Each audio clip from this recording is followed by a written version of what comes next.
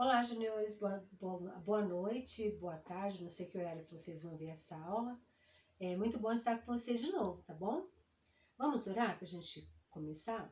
Fechem os seus olhos, tá bom? Senhor Deus e Pai, nós queremos te agradecer pelo teu amor e pelo teu cuidado para conosco.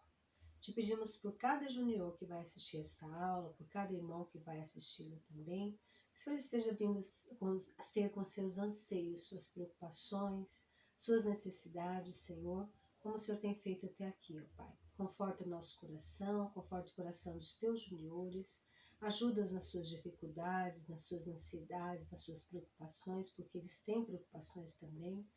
Dê a eles, Senhor, boas férias, os que já estão em férias em casa, que o Senhor esteja dando momentos de lazer, de diversão, mesmo nas suas casas, que eles consigam, Senhor, se divertir, descansar e não esqueçam de ler a Tua Palavra também e de orar a Ti, ó Pai.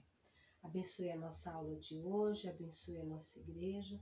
Te agradecemos porque estamos voltando com os cultos, ó Pai, que foram por um período curto de tempo, Senhor, foram suspensos, mas o Senhor sabe de todas as coisas. Prepara para nós uma vacina, mas que seja feita a Tua vontade acima de tudo. Nos dá uma boa aula e prepara os nossos corações para receber a Tua Palavra. Essas bênçãos nós te pedimos e agradecemos com perdão dos nossos pecados, em nome de Jesus. Amém. Muito bem. A gente vai fazer a nossa última aula, o estudo 13, tá? Que está na página 32 da revista de vocês, tá certo? Eu queria fazer um breve comentário com vocês sobre isso que está acontecendo, né? Vocês viram aí a notícia que a gente teria que nos recolher novamente, né? Teria que ter um distanciamento maior aí. A cidade voltou para a fase vermelha. Isso pode preocupar alguns, né? Pode deixar alguns inseguros, tá? As coisas mudam, tá? Nem tudo é do mesmo jeito o tempo todo. E a gente não pode ficar preocupado com isso, não pode ficar preocupado quando as coisas não saem de acordo com o que a gente espera, com o que nós gostaríamos, tá certo? A gente tem que ter em mente que Deus está no controle de tudo. Vou deixar um versículo para vocês, que queria que vocês marcassem na Bíblia de vocês, se possível, tá bom? Quem tiver a sua própria Bíblia pode marcá-lo. Ele diz assim, Tiago 1,17. Tudo de bom que recebemos e tudo que é perfeito vem do céu, vem de Deus, o Criador das luzes do céu. Ele não muda, nem varia de posição, o que causaria a escuridão. Então, o que eu quero deixar para vocês com esse versículo? Deus não muda, tá, crianças? Ele não muda.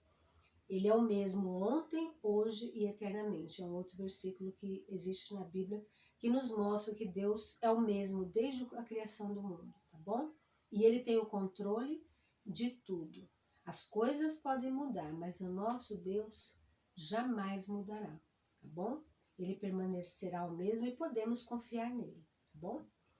Bom, vamos dar entrada aqui no nosso estudo. O livro de Salmos é um livro de cânticos ou poemas. A gente estudou isso lá no começo do trimestre, né? Quando o Salmo foi apresentado para vocês. Ler os Salmos faz muito bem ao coração. Nos faz acreditar na provisão de Deus, de que nada de realmente importante, tanto física ou espiritualmente, jamais nos faltará. Vocês lembram quando a gente viu o Salmo 23? 23:1, que diz assim, ó, o Senhor é o meu pastor e nada me faltará. Esse nada me faltará não é só o pão, a roupa, não são as coisas materiais, mas é a falta de Deus, né? Deus nunca faltará para nós, Ele sempre estará conosco, né? Então a gente não sentirá a falta de Deus, da presença de Deus na nossa vida, né? Os Salmos também nos mostram que Deus é um abrigo seguro. Estudamos isso a semana passada, né? A irmã Maria deu essa lição sobre a proteção de Deus. Uma rocha em quem podemos confiar sempre. Salmo 46:1 diz assim, Deus é meu refúgio e fortaleza, socorro bem presente na angústia.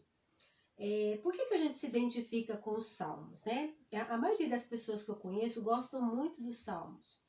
porque eles trazem uma coisa boa para nós, eles trazem uma mensagem importante para nós em vários momentos da nossa vida.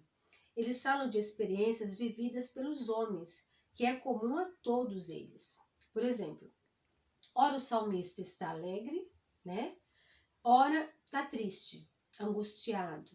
E a gente também é assim. Nem sempre você está feliz da vida, né? Tem dia que você está mais animado, mais assim, com o astral mais para cima, né? Tá contente, feliz, cantando. Já tem dia que você tá mais para baixo, tá mais triste, né? Ou acontece alguma coisa na sua casa, com o papai e com a mamãe, que deixa você chateado. Todo ser humano é assim, tá bom? Tanto vocês que são juniores, como os adultos. A gente está sempre variando, né? Lembra do versículo que eu falei no começo? Que em Deus não há mudança, né? De variação, não há variação alguma em Deus. Em nós, o contrário. A gente está sempre mudando de acordo com a situação. O Salmo é um livro poético, né? A Bíblia tem livros poéticos e os Salmos é um deles. E seu nome significa uma música cantada com acompanhamento de um instrumento musical. Os salmistas registram os mais profundos sentimentos da sua alma ao Criador. Eles falam de angústia, tristeza, alegria, medo, esperança, fracassos e vitórias. Os salmos falam de tudo o que enfrentamos e precisamos ouvir para nos tornar sábios diante de Deus. Vou parar aqui um pouquinho para explicar uma coisa para vocês. Nem sempre as coisas alegres que acontecem com a gente são importantes para nos tornar sábios, mais preparados, mais experientes, né? A gente precisa tanto das situações boas, claro que é muito melhor você passar por uma alegria, você receber um presente, você receber uma coisa boa. É óbvio que a gente fica muito mais feliz, né? Mas os momentos de sofrimento, os momentos de tristeza que você passa também são importantes, porque você sai da situação mais forte, mais próximo de Deus, né? Quem nunca orou mais a Deus quando está passando por uma luta, um problema? Papai está desempregado, vamos orar mais. A gente sempre ora mais quando a gente está em algum aperto, né? O mais legal dos Salmos é que eles nos mostram que todos os nossos sentimentos podem ser apresentados a Deus. Não importa se naquele momento estamos cheios de tristeza ou exultantes de alegria. Deus vai ouvir e entender. Foi Ele que nos criou e nos deu essas emoções. Sabiam que foi Deus que deu os sentimentos para nós? Por que eu fico triste? Por que eu fico alegre? É normal de todo ser humano, tá, gente? E Ele quer ouvir quando você está triste. Eu não vou falar para Deus que eu estou triste, porque Deus pode não se agradar. Não, de forma alguma. Ele vai compreender, Ele quer ouvir na sua oração que você está triste, está chateado, está angustiado, está preocupado, né? Quando você fala, Senhor, estou preocupado com determinado problema, Ele sabe, Ele entende e Ele vai fazer todo o possível para te acalmar. Depois que você fala, eu estou preocupado, me ajude a me acalmar, me ajude a confiar em Ti, imediatamente depois que você fala isso, parece que você tirou um peso de cima de você, porque você dividiu com Deus. Quando você verbaliza, né, fala, é como se você estivesse dividindo o seu problema com Deus, e é isso que Ele quer, tá bom? Os salmistas faziam isso, né? Muitos salmos, o salmista fala, eu estou arrasado, minha alma está chorando, minha alma está aflita, eu estou preocupado, né? Os meus inimigos me cercam por todos os lados, né? Claro que é uma linguagem poética, tá? Então ele usa muitas figuras de linguagem, muitos exemplos para dizer como ele está se sentindo, mas é exatamente isso. Ele fala exatamente como a alma dele está, como o coração dele está para Deus. E Deus valoriza isso, tá bom? Não importa se naquele momento estou triste ou alegre. Deus vai ouvir e entender. Foi Ele que nos criou assim. E aqui, para a gente finalizar, uma dica. Você tem algum salmo, isso aqui é do autor da lição, tá? Vocês vão ler aí na revista de vocês. Você tem algum salmo guardado na memória? Eu vou confessar um segredinho para vocês. Quando eu vou operar, eu já fiz várias cirurgias, né? Já operei varizes, já operei de hérnia, eu operei o nariz, a Claudécia foi comigo para operar o nariz, né? Ficou comigo lá até eu ir para a sala de cirurgia. E toda cirurgia que eu vou fazer, eu vou para a mesa de cirurgia, para a mesa de operação, falando o Salmo 23. Eu não falo, eu fico recitando ele na minha mente, né? Eu fecho os olhos, o médico fala comigo, faz o preparo e tal. E quando eles estão me levando na maca para a sala de cirurgia, eu falo todo o Salmo 23. Eu durmo com anestesia com o Salmo 23 na mente, né? Isso me acalma, me relaxa. Então, para mim é tranquilo, porque eu distraio a minha mente, não fico pensando, essa anestesia dá errado. Não, ao invés disso, eu fecho os olhos e vou falando, o Senhor é meu pastor e nada me faltará até o último. Claro que eu não termino, porque eles me dão anestesia e eu durmo, né? Mas eu dormi com o Salmo na mente, eu fico falando mentalmente, né? E aí o autor da lição, ele fala, você tem algum salmo guardado na memória? Escreva-o em um cartão e ofereça a um amigo da escola. Pode ser o começo de um evangelismo, né? Por quê? Pode ser o começo. Ele vai te perguntar, nossa, que bonito. De onde você tirou? De que livro você tirou? Aí você já fala, da Bíblia. A Bíblia, você lê a Bíblia, aí você começa falando o que é a Bíblia, né? Que tipo de livro é a Bíblia?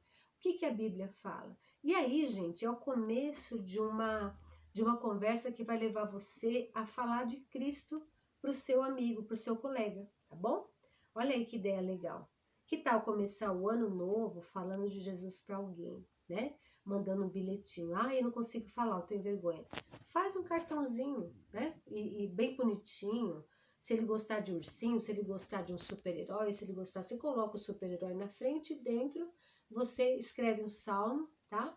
E manda para ele. Eu tenho certeza que ele vai fazer muitas perguntas e Deus vai te ajudar a responder todas elas se você confiar nele, orar e fizer a sua parte, tá bom? Bom, a nossa lição foi essa. Eu só quero deixar 2 versículos que falam de esperança, porque a gente está precisando de esperança, né? Nós já temos, a nossa esperança é Jesus, mas a gente está precisando nessa época difícil de um pouco mais de esperança. Olha lá os versículos que eu vou deixar. Feliz aquele que recebe a ajuda do Deus de Jacó, aquele que põe a sua esperança no Senhor seu Deus. Salmo 146, 5. E o outro, esperei com paciência no Senhor, ele me escutou e ouviu o meu pedido de socorro. Salmos 41. Eu peguei da linguagem de hoje, tá um pouquinho diferente para vocês poderem entender melhor, tá bom? Mas eu vou encerrar o estudo com esses 2 versículos. Eu quero que vocês pensem, né? Quem tem sido a sua esperança? Nós temos uma esperança, a gente precisa depositar, né? A nossa esperança todos os dias, nessa esperança que é Cristo. Eu tenho que esperar por Ele ansiosamente e não temer, porque Ele é o meu escudo, é a minha fortaleza e a sua também, tá bom? Fiquem com Deus, estamos orando, amanhã vamos ter culto, né? Eu tô gravando hoje à noite, no sábado, amanhã teremos culto e vamos nos rever, aqueles que podem ir, nós vamos nos rever na sala. Quem não puder, fique com Deus, estou orando por vocês, tá bom? Um beijo, amo todos vocês.